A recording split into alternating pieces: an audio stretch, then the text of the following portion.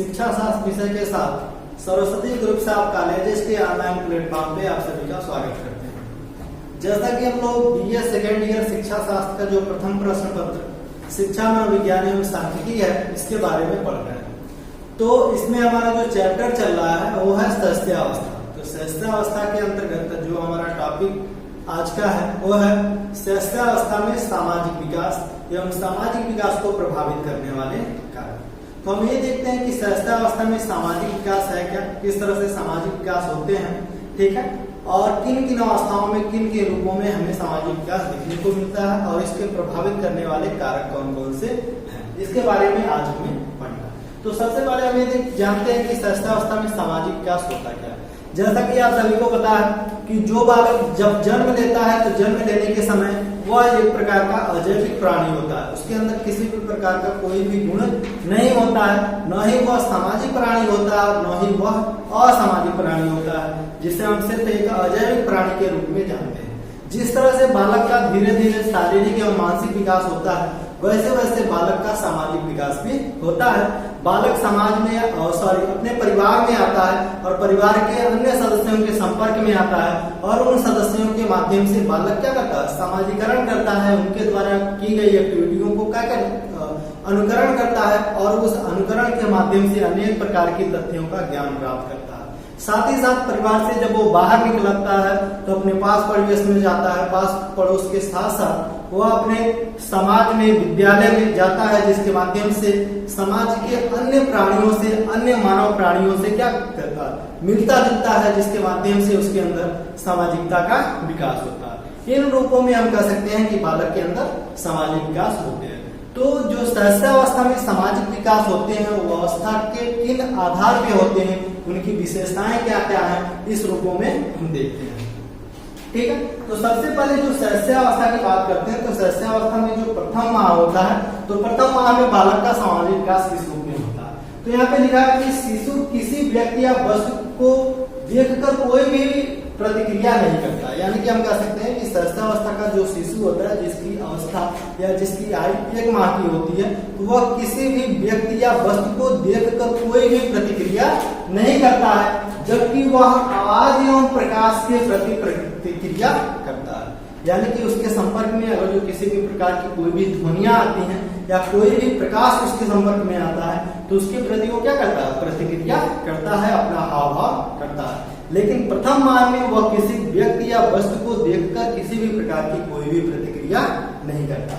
उसी क्रम में हम देखते हैं कि दूसरा माह जो होता है, दूसरे माह में बालक का किस रूप में विकास होता है, समाज, वह दूसरों को अपने पास देखकर मुस्कुराने लगता है।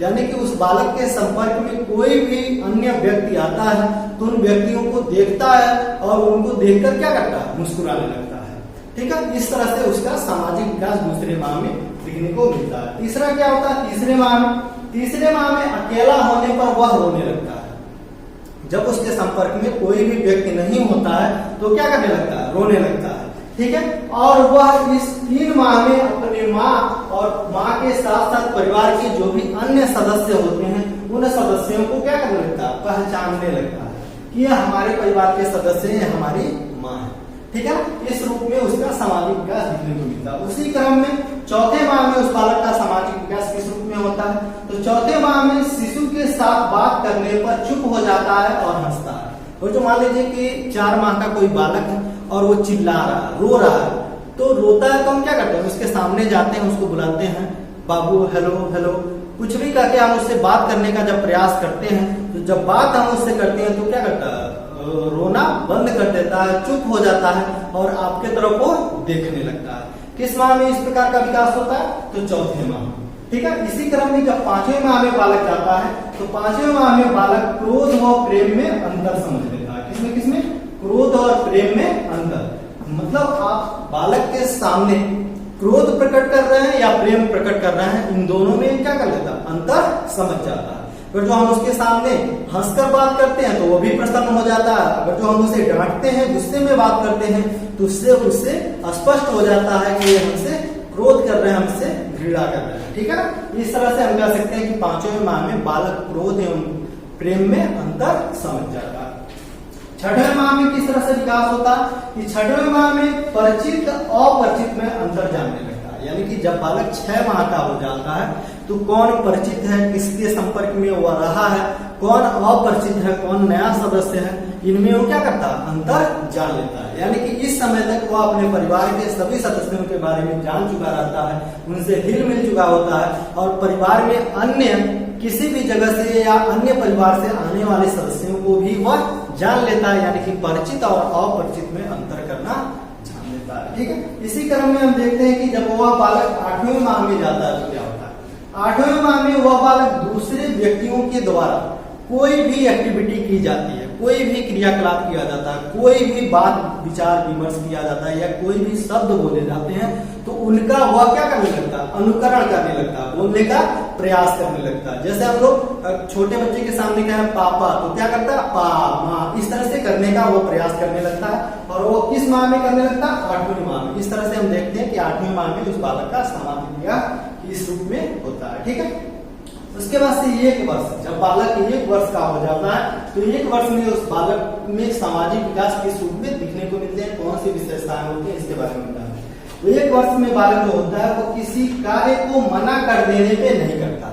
जब बालक 1 वर्ष का हो जाता है कोई भी कार्य करता रहता है, अगर जो हम कहते हैं कि नहीं ये नहीं करना है, ये गलत है, ऐसे है वैसे है, तो उस कार्य को करना छोड़ देता है।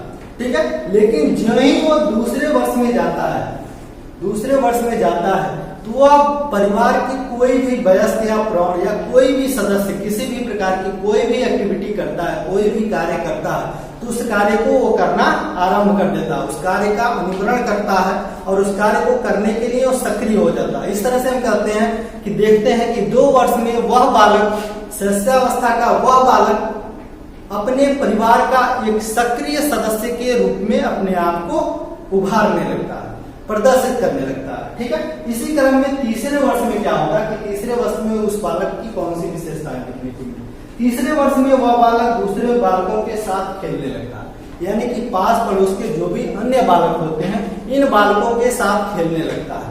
ठीक है, उनके सामने उनके साथ खेलने लगता है, उठने बैठने लगता है या किसी भी प्रकार की कोई भी क्रियाकलाप करने लगता है। उसी क्रम में 4थे वर्ष में जब बालक जाता है तो 4थे वर्ष में बालक जाता है तो नर्सरी स्कूल जाने का समय हो जाता है और इस समय में बालक नर्सरी स्कूल में जाता है और नर्सरी स्कूल में अन्य नवीन छात्र उसे मिलते हैं और उन छात्रों के संपर्क में आता है जिसके माध्यम से इसके अंदर सामाजिकता का विकास होता है, साथ ही साथ नैतिकता का विकास होता है। अतः हम कह सकते हैं कि अन्य बालकों के संपर्क में आकर वह नई नई परिस्थितियों के बारे में जानता है, अपने आप को उस परिस्थितियों में ढाल लेता है। यानी कि एक दूसरे के सहयोग भी इस अवस्था में करने का गुण उसके अंदर आ जाता है। इस तरह से हम कह सकते हैं कि 4 वर्ष की अवस्था में बालक क्या करता है, वह सहयोग की भावना, एक दूसरे के साथ खेलना, संबंध बनाना, इस तरह का विकास उसके अंदर हो जाता है। इसी क्रम में 5वां वर्ष जो होता है, 5वें वर्ष में क्या होता है कि बालक अपने साथियों के साथ खेलना एवं वस्तुओं का आदान प्रदान करना आरंभ कर देता है। कि जो भी उसके साथी होते हैं उन साथियों के साथ खेलना आरंभ कर देता है, साथ ही साथ उनसे उनके द्वारा अपनी वस्तुओं को साझा करना और अपनी वस्तुओं को उनके द्वारा साझा करना, यानी कि वस्तुओं का आदान प्रदान करना भी 5 वर्षों में वह आरंभ कर देता है, जिसके माध्यम से हम देखते हैं कि उसके अंदर सामाजिकता का विकास हो रहा। उसी क्रम में 6वें वर्ष में क्या होता है कि 6वें वर्ष में बालक औपचारिक शिक्षा प्राप्त करने का उसकी आयु आरंभ हो जाती है और इस तरह से वह औपचारिक शिक्षा प्राप्त करने के लिए विद्यालय जाता है, जिसमें अनेक प्रकार के नए साथियों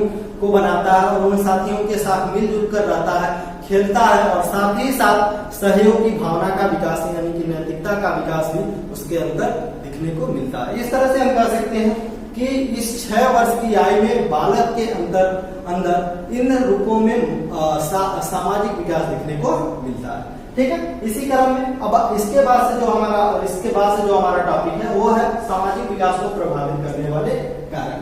सामाजिक विकास को प्रभावित करने वाले कौन कौन से कारक हैं, इसको हम देखते हैं।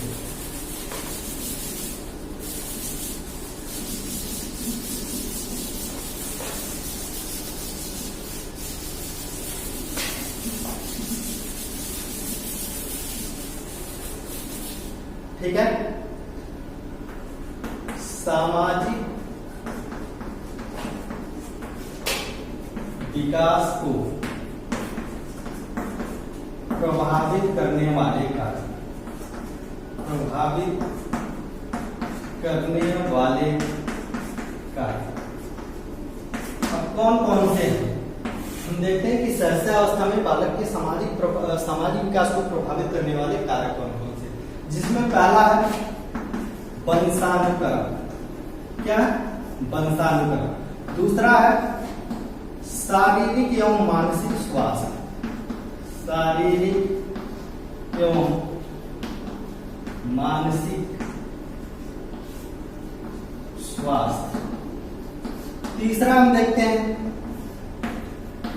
माता पिता की शिक्षा। चौथा हम देखते हैं आर्थिक स्थिति, उस बालक की आर्थिक स्थिति। ठीक है। पांचवा हम देखते हैं खेलकूद, खेलकूद। ठीक है। इसी क्रम में हम देखते हैं समाज, विद्यालय,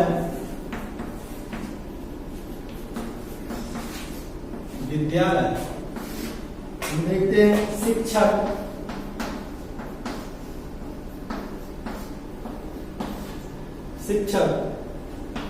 परिवार, पालन पोषण की विधि, पालन पोषण की विधि।